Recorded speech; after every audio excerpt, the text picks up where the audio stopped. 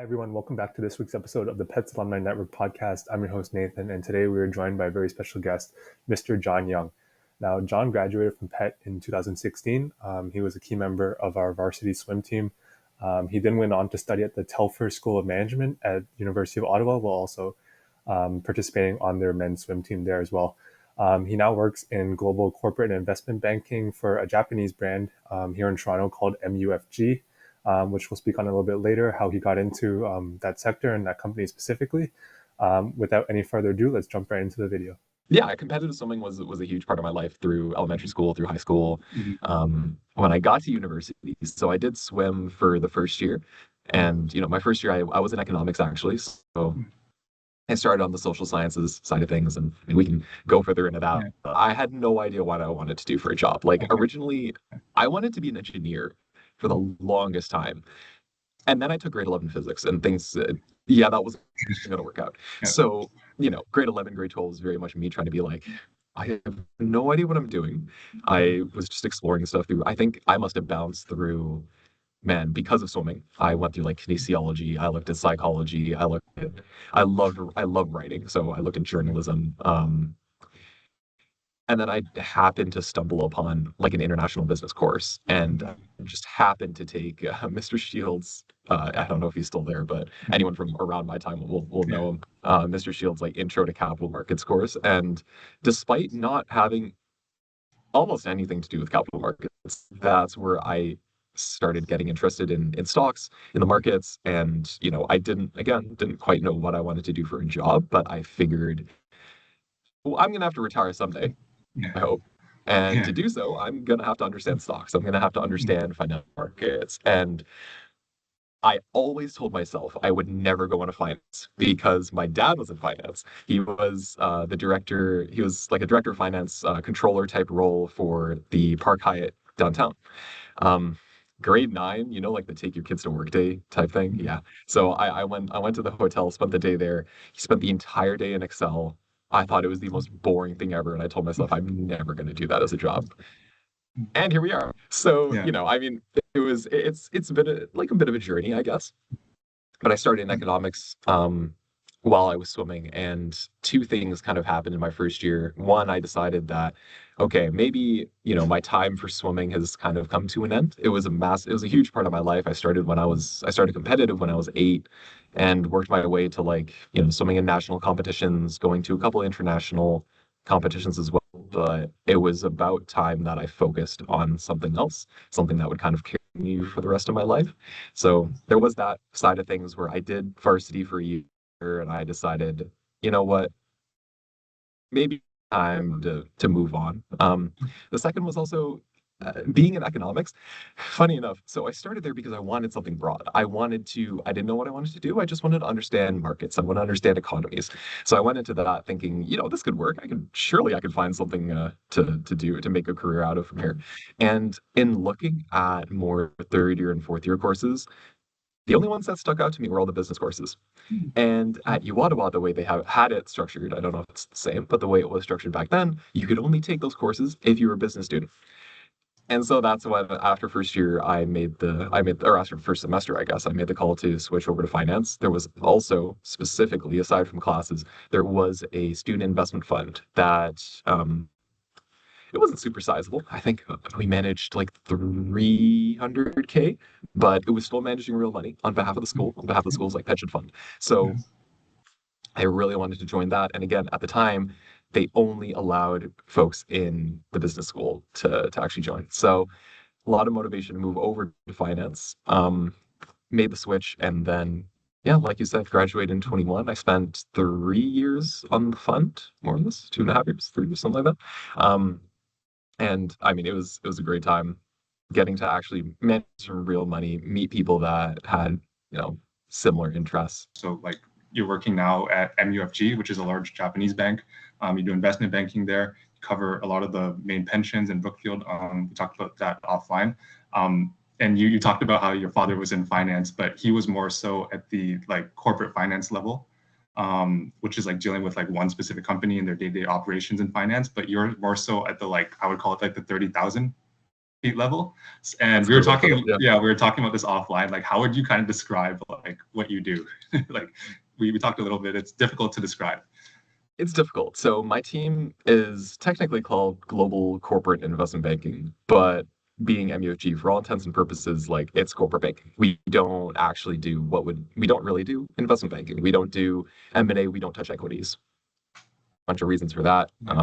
Backstory is like MUFG owns a quarter of Morgan Stanley. It was a whole 2008 bailout situation. We essentially do not compete in their areas of focus, being M&A and equity raise and that type of thing at certain valuations. But with that, majority of the business, I mean, it is just corporate banking, it's wholesale banking, as most Canadians would know, or actually rather most Canadians would not know MUFG, unless you spent a significant amount of time in Asia, you probably would never have seen anything to do with them, which makes complete sense. Before I got the job, before I applied for the job, I'd never seen MUFG before. What we actually do, and we talked about it, it's always tough to phrase corporate banking because it's like, well, some people know investment banking. You see the highlights of, okay, yeah, Rogers buying Shaw, or major deals like that. Corporate banking, the way I like to put it is, at the end of the day, you're a relationship manager. You are kind of this. You are meant to be two things. One is a provider of capital, of money, right? So if a company needs money for an acquisition, for just their day to day, if they need to raise some form of capital, that's where we come in as a connecting point, as an intermediary, as a relationship manager. You connect. So the second part is you connect the client with other parts of the bank, whatever products, whatever services might be best fit for what their goals are. So those are kind of the two parts of the job. And I mean, I find it really interesting because like you said, I started here right out of school and I've been here for 3.5 years now. So during that time, I've gotten to see, and I guess just about everything the bank can do, which, MUFG is, at least though it might not seem like in Canada, one of the largest banks in the world. We serve like these global clients that we're talking about, pension funds, asset managers, they have very global presence, like a large global presence, right? So we might sit across from them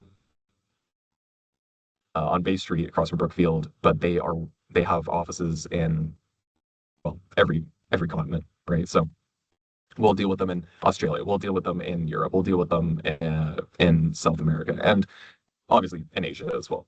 So through that, I mean, we act as this global relationship manager, this global touch point of, hey, we want to go buy this company in, Melbourne, Australia.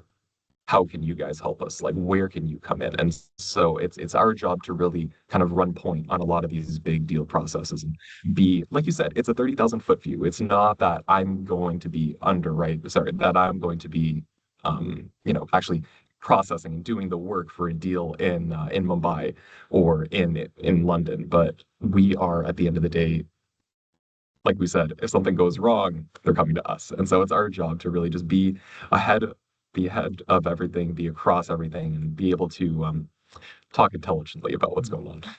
So you mentioned you've been at the firm for a while now, and you progressed from an analyst level to an associate level. How have your roles and responsibilities changed between the two positions?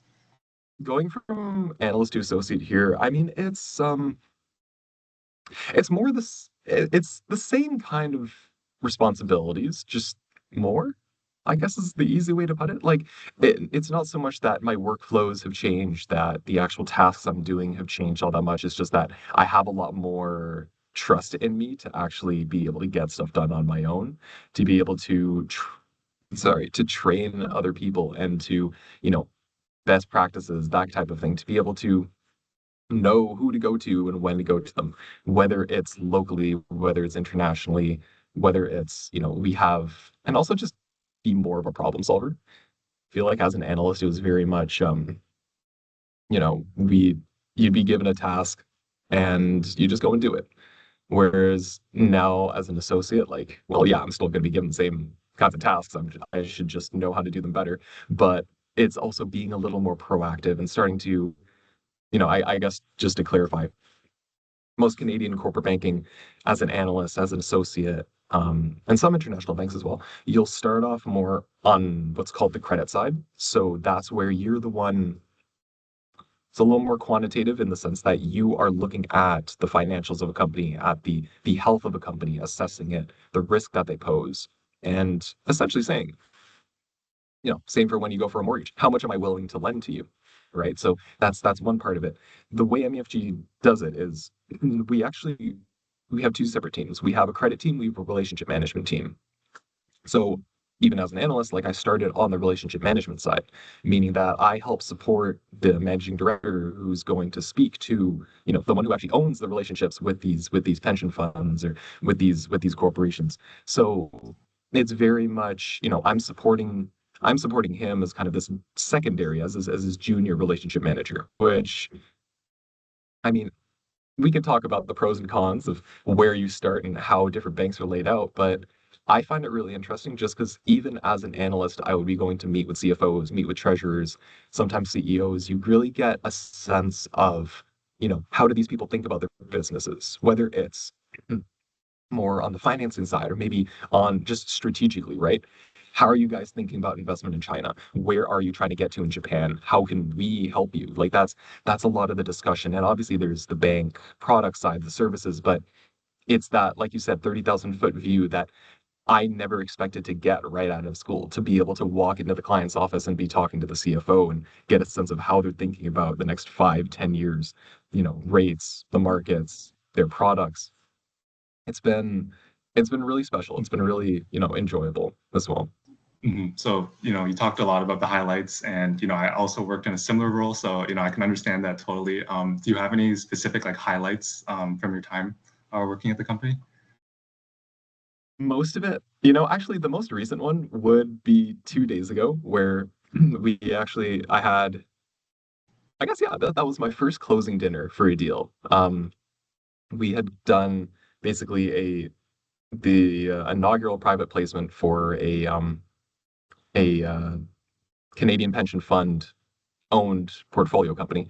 So they're a company out in Manitoba. I don't know how much I'm actually allowed to say, so I'm gonna keep details very light. But basically, we led the entire process. I got to do quite a lot in terms of working with the management team and then helping out our private placement desk in New York, really connecting the dots, actually getting to build a lot of the materials, work directly with the CFO, work directly with, their finance team, putting things together and making sure we can close the deal in a, like, in a suitable result. They were extremely happy. We ended up with a ridiculous amount of appetite that was not expected.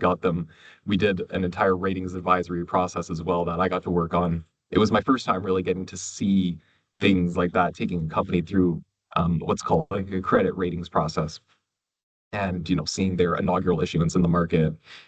So we had the closing dinner 2 days ago, and it was a really great experience. It's a lot of high fiving. It's a lot of like, oh yeah, it was an amazing result and all that, but it just kind of shows that side of relationship management. You come in, you're meeting these banks for the first time, and you're putting your trust in them to actually get something done. And knock on wood, when everything goes right and it works out, I mean, yeah, you get to celebrate a little bit, but and then everyone goes, okay, so now on to the next. But you have that trust, and now we're talking about all these other opportunities that we're looking to execute on with the company, and they're telling us about all these growth plans that we are very excited about.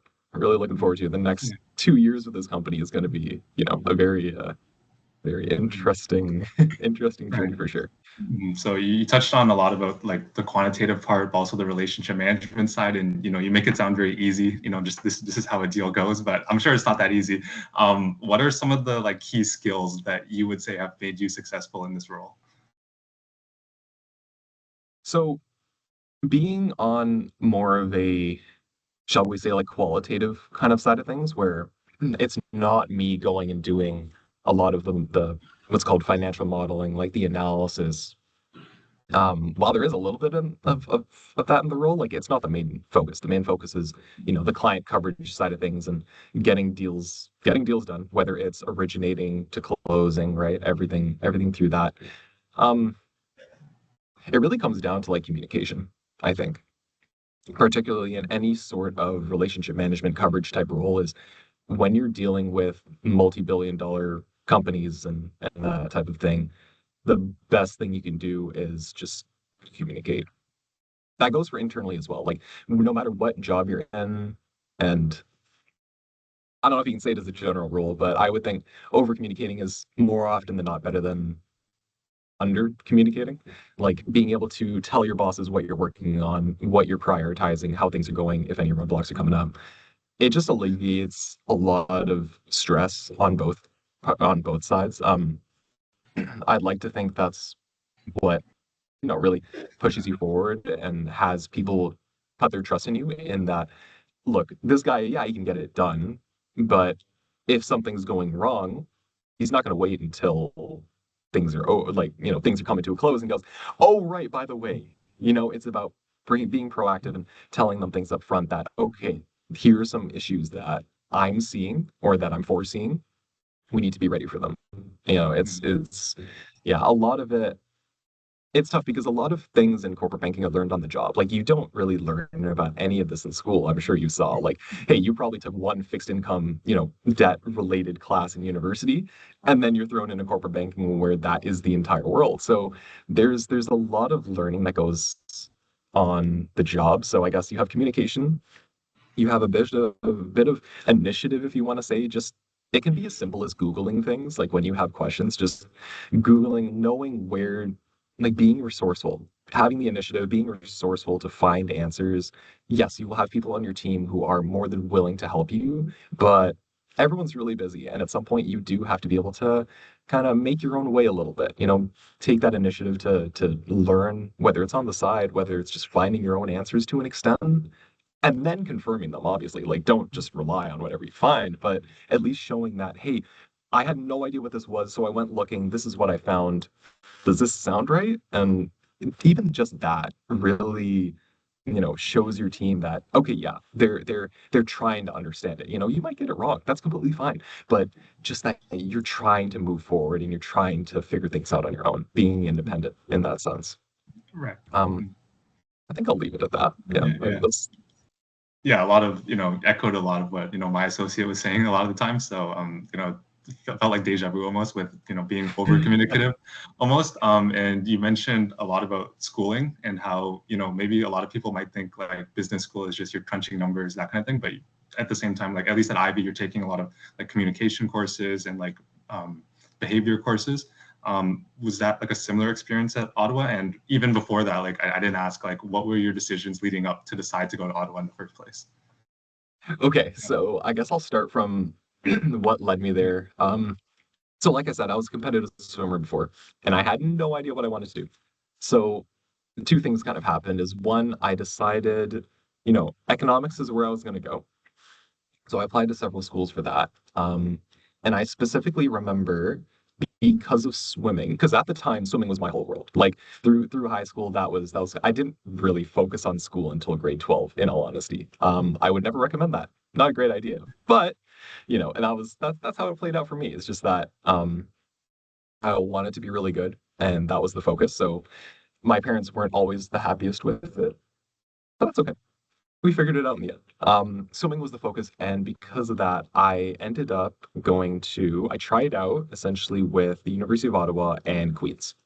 Now, both teams were really great. I really liked the people on both teams. The coaches were great as well, and U Ottawa, basically, they were going to give me a scholarship. The program was a little more developed, so U Ottawa was going to give me a swimming scholarship, and I would have gotten I got like an academic scholarship as well. The deciding factor, to be honest, at the time was the co-op program.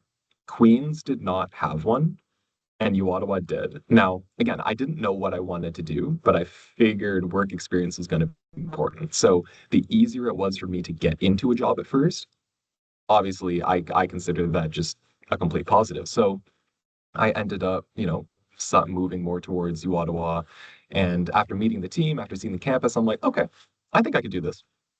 And that's honestly how I ended up there. Granted, I did do my first internship in a government role, and I immediately decided it was not for me. But anyways, it got me into the workforce, got me some, office work experience because my job experience before that was cutting grass on a golf course. But it worked out because I have a lot of friends who went to Ivy.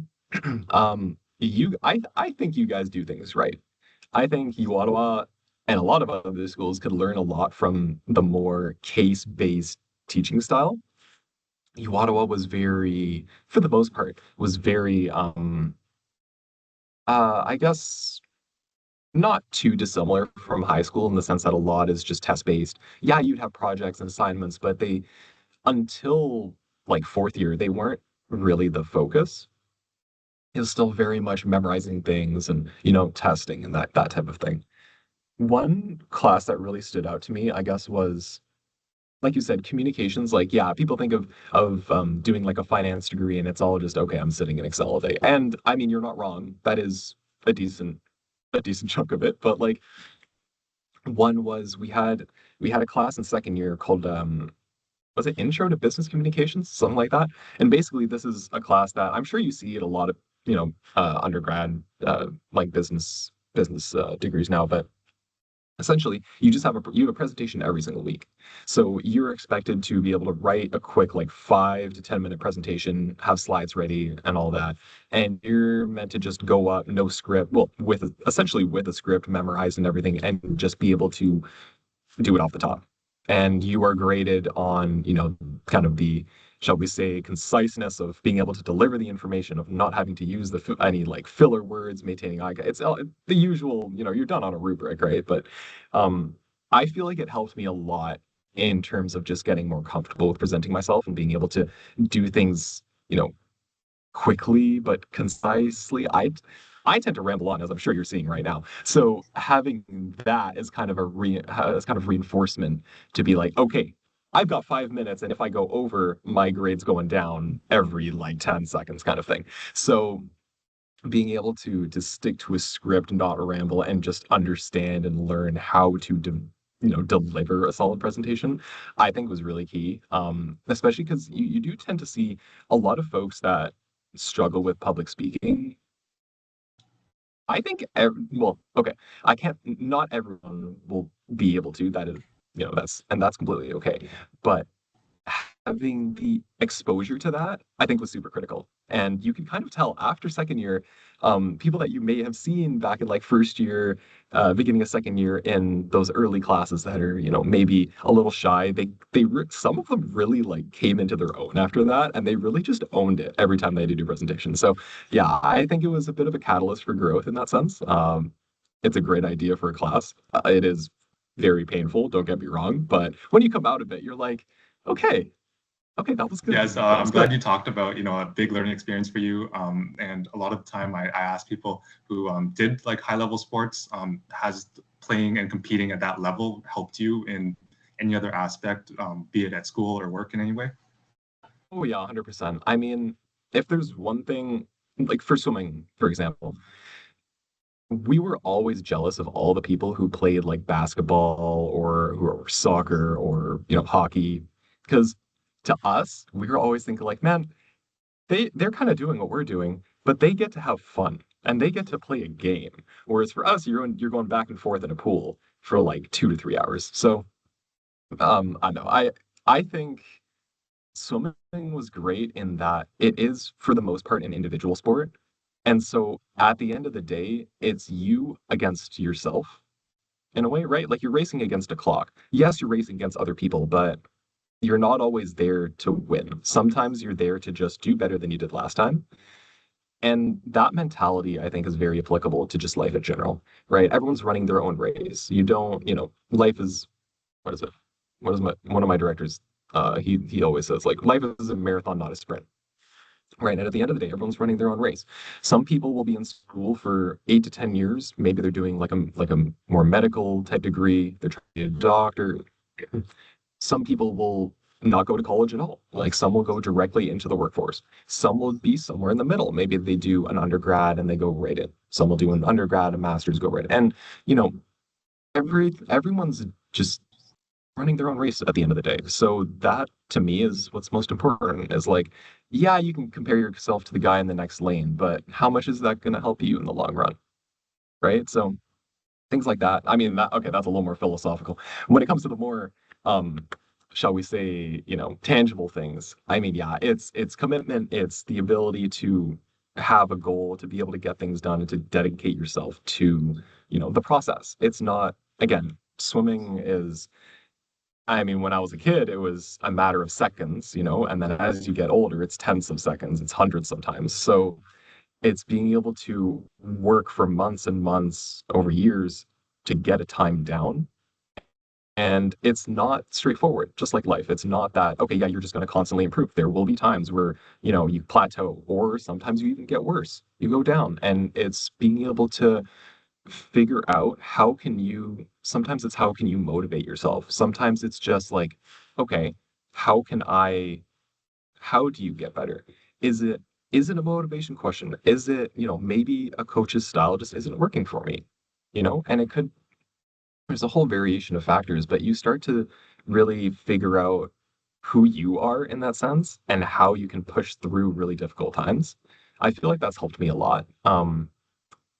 Anything else? I mean, yeah, that's a lot of it. If there's one thing it's helped me with in work, it's that it's really funny. And I'm sure you tend to see this whenever employers interview an athlete, they tend not to focus on work experience too much, and they kind of just ask questions about the sport. So it was a bit of a cheat code. I'm not gonna lie. When I was doing my first few interviews, especially, is that I would have swimming like on my resume as kind of an extracurricular, and people would kind of like glaze over the work experience. They would ask, I remember when I was interviewing for kind of my first like finance internship. I worked at summer at Desjardins in sales and trading, and like I remember those interviews vividly because I tried to prepare so much, and at the end of the day, all they really asked me was maybe two technical questions, and they just asked me about swimming, and it was really eye-opening in a way. It's like, wow, people do actually prize that quite a bit. If they see dedication to something, then they recognize it. So Mhm. Yeah, I mean, I know swimmers they have to be in the pool at like 6:30, like every morning, right? Or like 6 a.m. every morning just to swim I laps. So I can I totally actually used understand that. to. So I'm from Markham, obviously, went to Pet and everything. I used to swim in Oakville and Burlington. So throughout high school, I would wake like most mornings, maybe call it like two mornings every week. Like during the school week, I'd be up at 3:50, and we'd drive to Oakville or drive to Burlington for a 5:30 practice, come back, go to school, and then do it like go back for like a 4 p.m. practice after school. That kind of thing. I mean, okay, one thing that's very typical. When you asked, what has this helped you with in life? I would say time management, but to be honest, I've always been a bit of a procrastinator anyway. So I don't know, maybe it just made me better at that. But yeah, I guess you can say time management as well. Yeah, yeah. And speaking of, helpful tips and things, you mentioned before that, like one of your tips would be, make progress throughout high school. Like you mentioned that like you only really, turned on the switch in grade 12. Do you have any other like tips for anyone watching about high school? Like what would you tell yourself in high school now? Okay, one thought, I guess, right off the bat is that school isn't going to be for everyone, and that's completely okay. School and just the school system itself is very, and maybe this is going to get a bit too philosophical, but so I'll try to keep it short. But school isn't built for everyone. The way the school system is set up, and the curriculums are very much memorization. They're very much for the average neurotypical type student, right? People who have long attention spans, who can sit in a class for an hour and a half and be able to digest information purely by seeing it or by hearing it. But there are a lot of people who only learn by doing. There are a lot of people who are much more tactile in that sense. And like one thing I would say is that if school isn't for you, that's okay.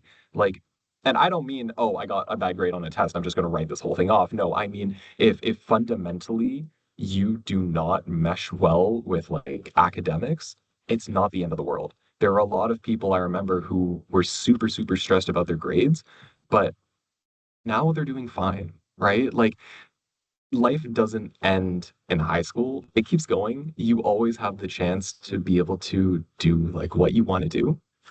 Um, yeah, I mean, okay, I can keep going on with that one, but I will say one thing that's like, I guess a little more applicable to life, and it's something that I heard not too long ago that I really liked, is that no matter what you're doing, you are practicing something. So whether it's, we think you go to the gym, you work out, you're lifting and you're training your muscles, you're trying to get stronger. It's all repetition. The same thing applies to, I mean, basically your brain.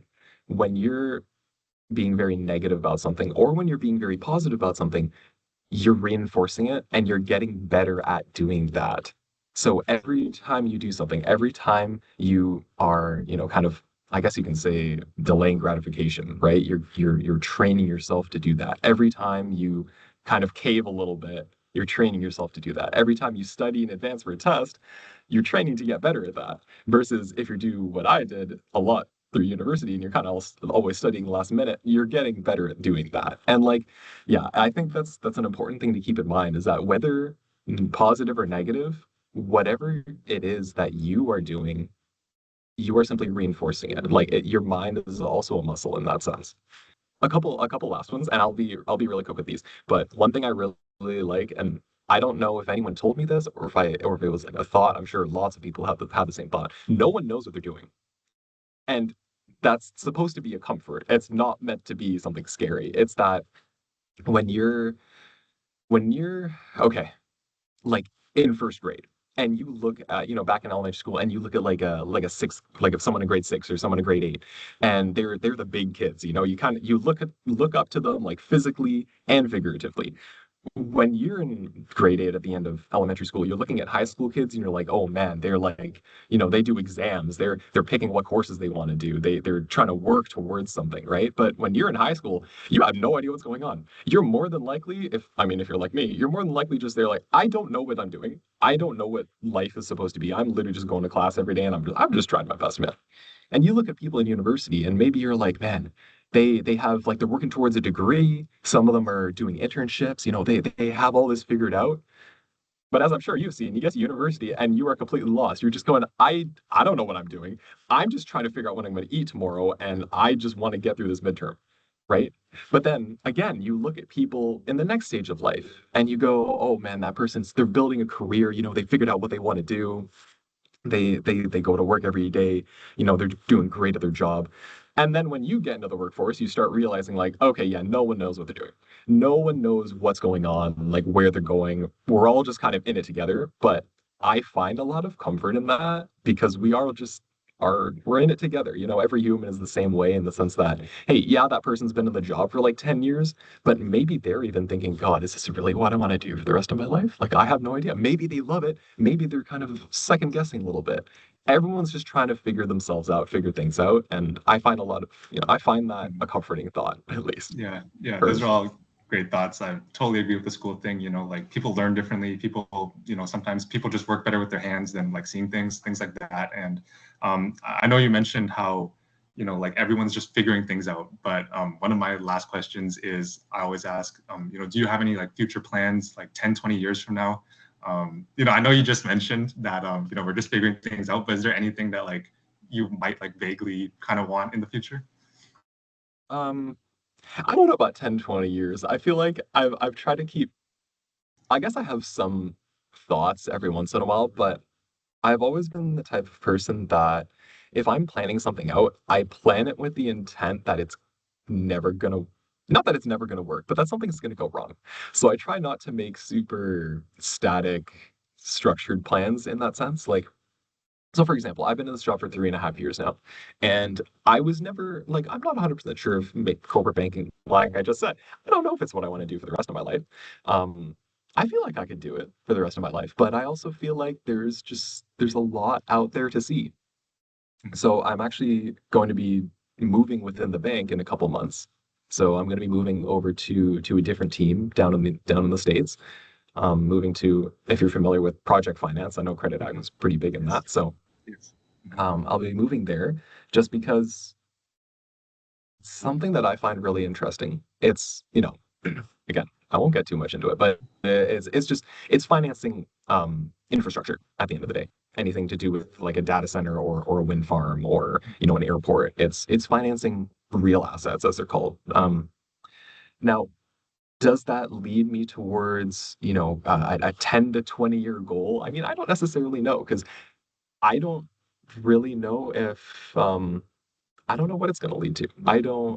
It feels right for one thing. It's something that I'm really interested in, and the team is amazing, and I work with them quite a lot. So it's somewhere that I know I want to go. Will I be there for like 10 or 20 years? I can't say for sure because, I've always been of the mind that when I look back 10 years, so much has changed in terms of where I thought I would be. Now, not in a bad way, not at all. I'm really happy with where I am right now, but it's just so hard to come up with such a plan that, I like to keep things open in that sense. I feel like you should have a sense of direction. You shouldn't wander aimlessly, but maybe not necessarily that is exactly where I want to be.